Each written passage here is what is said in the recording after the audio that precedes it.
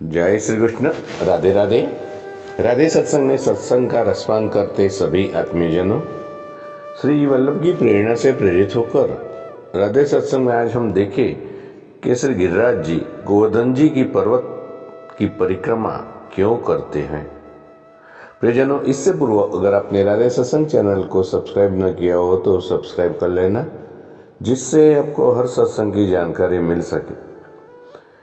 भगवान श्री कृष्ण ने गोवर्धन पर्वत को भगवान का रूप बताया और देवराज इंद्र के स्थान पर उनकी पूजा करने के लिए सभी को प्रेरित किया। तो आज भी गोवर्धन पर्वत चमत्कारी है। वहां जाने वाले हर व्यक्ति की सभी इच्छाएं पूरी होती हैं। गोवर्धन पर्वत की परिक्रमा करने वाले हर व्यक्ति को जीवन में कभी भी पैसों की कमी नहीं होती। एक कथा के अनुसार भगवान श्री कृष्ण ने अवतार लेने के पहले राधा जी से भी साथ चलने का निवेदन किया। तो राधा जी ने कहा कि मेरा मन पृथ्वी पर वृंदावन, यमुना और गोवर्धन पर्वत के बिना नहीं लगेगा। यह सुनकर श्री कृष्ण ने अपने हृदय की ओर दृष्टि की, जिससे एक तेज निकलकर रास भूमि पर जा गिरा और यही तेज पर्वत के रूप में परिवर्तित हो गया। शास्त्रों के अनुसार ये पर्वत रत्नमय, झरनों, कदम ऐसे वृक्षों से भरा हुआ था। मतलब अन्य कोई सामग्री भी इसमें उपलब्ध थी। तो इसे देखकर राधा जी प्रसन्न हुई गई। श्री कृष्ण के साथ उन्होंने भी पृथ्वी पर अवतार धारण किया। तो श्री गिरिराज जी की परिक्रमा क्यों करते हैं? अज्ञानता अथवा अभिन्नता से किया हुआ अलौकिक कार्य भी सुंदर फल देता है। तो यदि उसका स्वरूप मतलब भाव समझकर हम कोई अलौकिक कार्य करें तो उसका फल कितना सुंदर होगा, ये विचारने की बात है।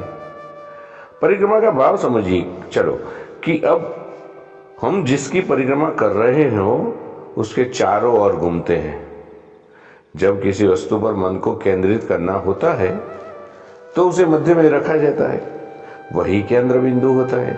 मतलब जब हम श्री गिरिराज जी की परिक्रमा करते हैं तो हम उन्हें मध्य में रखकर यह बताते हैं कि हमारे ध्यान पूरा केंद्र आप ही है और हमारे चित्त की वृत्ति आप में ही है और सदा रहेगी।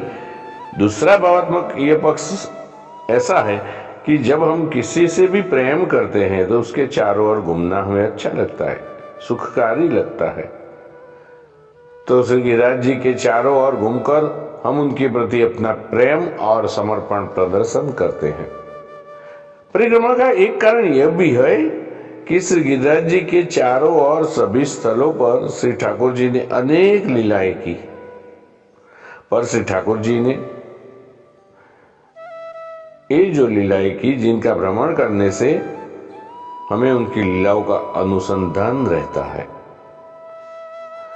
तो ये परिक्रमा के मुख्य नियम कौन कौन से हैं वो देखे जाने कि जिनका पालन करने से परिक्रमा अधिक फलकारी बनती है। मुखे भगवन नाम, हृदय भगवत बम, हस्तौ अगलितम फलम, 9 मास गर्भवती चलनम। इसका मतलब ये हुआ कि मुख में सतत भगवत नाम होना चाहिए, हृदय में प्रभु के स्वरूप का ही चिंतन और दोनों हाथों में प्रभु को समर्पित करने योग्य ताजा फल और 9 मास का गर्भ धारण किए हुए स्त्री जैसी चाल। मतलब अधिक से अधिक समय हम प्रभु की टहल और चिंतन में व्यतीत कर सके, ये 4 नियम की जानकारी होनी चाहिए। अब हम जाने कि श्री गिरिराज जी 5 स्वरूप से हमें अनुभव करा सकते हैं, दर्शन देते हैं। सबसे पहले पर्वत रूप में, सफेद सर्प के रूप में, 7 बरस के ग्वाल के रूप में यानी कि बालक के रूप में, गाय के रूप में और सिंह के रूप में भी। श्री गिरिराज जी का ऐसा सुंदर और अद्भुत स्वरूप है कि इसे जानने के बाद कौन ये नहीं चाहेगा कि गोवर्धन की रही है तरेटी, श्री गोवर्धन की रही है। श्रीनाथ जी बाबा और श्री गिरिराज जी दोनों एक ही है। तो इतनी जानकारी के साथ आज के सत्संग को श्री वल्लभ के चरणों में समर्पित करके अत्रे विराम दें। फिर मिलेंगे राधे सत्संग में नए सत्संग के साथ। श्री गिरिराज धरण की जय। जय श्री कृष्ण। राधे राधे।